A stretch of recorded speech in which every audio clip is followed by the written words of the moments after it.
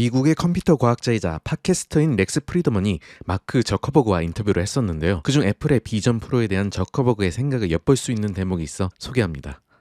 I have to ask, Apple just announced a mixed reality headset called Vision Pro for $3,500, available in early 2024. What do you think about this headset? Well, I saw the materials when they launched it. I haven't gotten a chance to play with it yet. So kind of take everything with a grain of salt. But a few high-level thoughts. I mean, first, I do think that this is a certain level of validation for the category, right? Where, when we were the primary folks out there before saying, hey, I think that this, virtual reality, augmented reality, mixed reality, this is going to be a big part of the next computing platform. I think having Apple come in and share that vision will make a lot of people who are fans of their products really consider that. 저커버그는 VR, XR이 차세대 플랫폼으로서 큰 가치가 있다고 판단해 사명까지 메타로 변경하여 올인하고 있죠. 방향은 다를 수 있지만 적어도 애플이 그 비전에 공감해줬다고 생각하는 것 같습니다.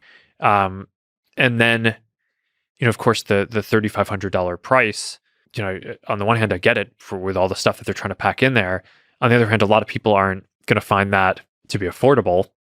So I think that there's a chance that them coming in actually increases demand for the overall space, and that Quest 3 is actually the primary beneficiary of that, because a lot of the people who might say, hey, this, I'm going to give another consideration to this, or, now I understand maybe what mixed reality is more, and Quest 3 is the best one on the market that I can afford.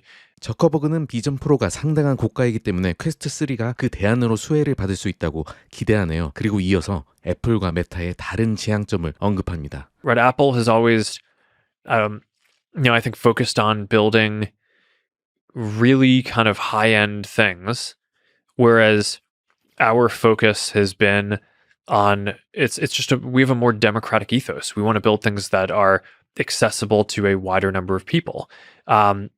We've sold tens of millions of Quest devices.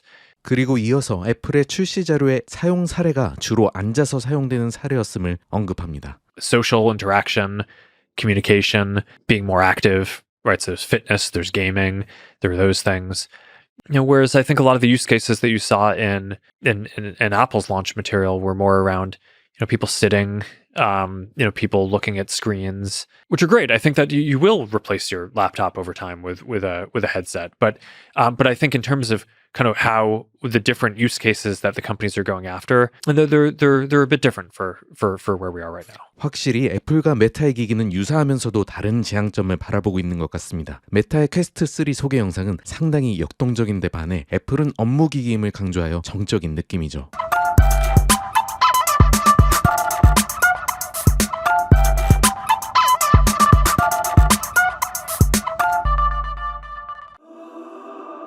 When you put on Apple Vision Pro, you see your world and everything in it. Simply tap to select, flick to scroll, filling the entirety of your space.